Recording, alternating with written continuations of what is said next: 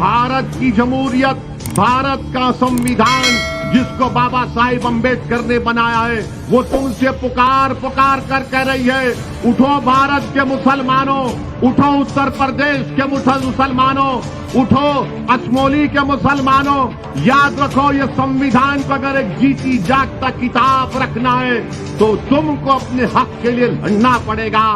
याद रखिए, अगर आप वो दिल फरेब सेकुलरिज्म की बातों में दोबारा अगर आपको फुसलाया जाएगा, याद रखो उत्तर प्रदेश के मुसलमानों, ये सेकुलरिज्म के नाम पर जिस तरह हम छोटे बच्चों को खिलौना देकर उनका दिल बहलाते हैं, पिछले 50 साल से मुसलमानों को सेकुलरिज्म की झूठे और दिल फरेब बातों पर हमारे पास एक खिलौने की तौर पर देकर हमको पीछे कर दिया गया, हमसे इंसाफ नहीं किया गया।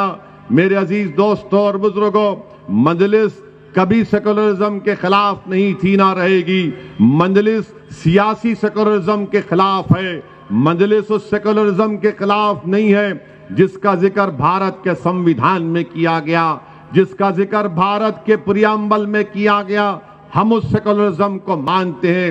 ये जो सियासी सेकुलरिज्म समाजवादी पार्टी हो या बीएसपी हो या कांग्रेस हो, ये सियासी सेकुलरिज्म मुसलमानों को डराने के लिए इस्तेमाल करती है, मुसलमानों को दबाने के लिए इस्तेमाल करती है, मुसलमानों को उनके हुकूक नहीं देने के लिए इस्तेमाल करती है। और फिर दूसरी जानिब बीजेपी मुसलमानों का खौफ दिलाकर हमारे हिंदू भाइयों को हिंदू एकता के नाम पर मुत्तहिद करने का काम करती है। बताइए मेरे अजीज दोस्तों, चक्की के दोनों पार्ट में हम पीछे जा रहे हैं, मगर मैं आपसे कह रहा हूं कि अब हम पीछे नहीं जाएंगे। ये आपकी लड़ाई है, हिस्सेदारी की लड़ाई है। ये लड़ाई हमारे बुजुर्गों के ख्वाबों को पूरा करने की लड़ाई है। ये लड़ाई हमारी इज्जतदार माओं की आंखों में जो आंसू बहते रहते हैं, उन आंसुओं को पोंछने की, उन आंसुओं को रोकने की लड़ाई है। ये लड़ाई नौजवानों, तुम्हारे रोशन मुस्तकबिल की लड़ाई है। ये लड़ाई हम उन लोगों से कहना चाह रहे हैं जिनकी गोद में मासूम बच्चे हैं। ये लड़ाई उन मासूम बच्चों के मुस्तकबिल को अच्छा करने की लड़ाई है। हमने नाइंसाफियों का सामना किया, हमने पुलिस की गोलियों का सामना किया, जेलों को हमको डालकर हमको भर दिया गया, स्कूल से हमको महरूम कर दिया गया, अस्पताल और तिबी इमदाद से हमको महरूम कर दिया गया, दहशतगर्दी का इल्जाम हम पर लगा दिया गया, आतंकवादी का इल्जाम हम पर लगा दिया गया, हमसे वोट हासिल भी किए, हमारे घरों को जला दिया गया फसादात में, हमारी खबरों पर समाजवादी पार्टी ने अपना सियासी महल तामीर किया। बताओ मेरे गयूर नौजवानों, बताइए मेरे बुजुर्गों, हम कब तक इस्तेसाल का शिकार रहेंगे?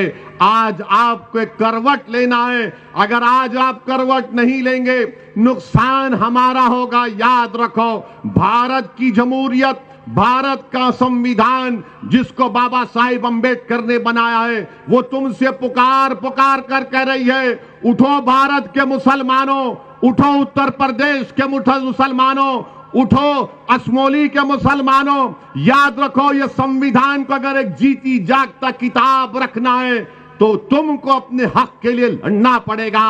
आपने सबका साथ दिया, बताओ हमने क्या हासिल किया? हमने क्या हासिल किया? हमने मलियाना हासिल किया।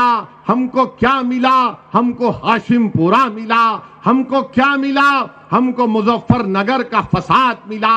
50,000 से ज्यादा आबादी, हमारी मुल्क की आजादी के बाद 50,000 से ज्यादा मुसलमानों को अपने घर से बेघर होना पड़ा।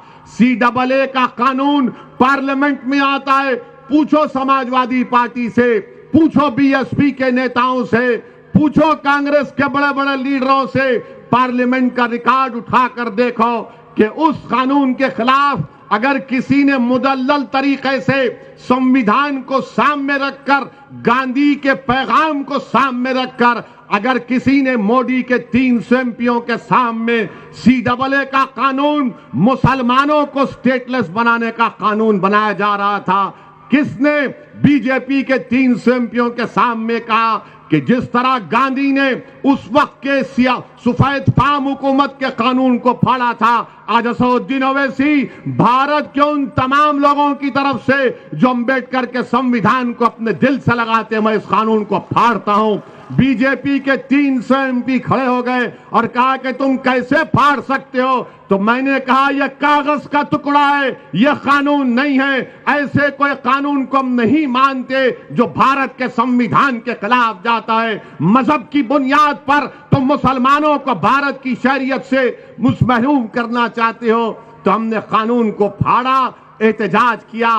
क्या किया समाजवादी पार्टी ने, क्या किया बीएसपी ने, क्या किया कांग्रेस ने? कानून मुझे हमारे मुल्क से बेदखल करने के लिए बनाया जा रहा था।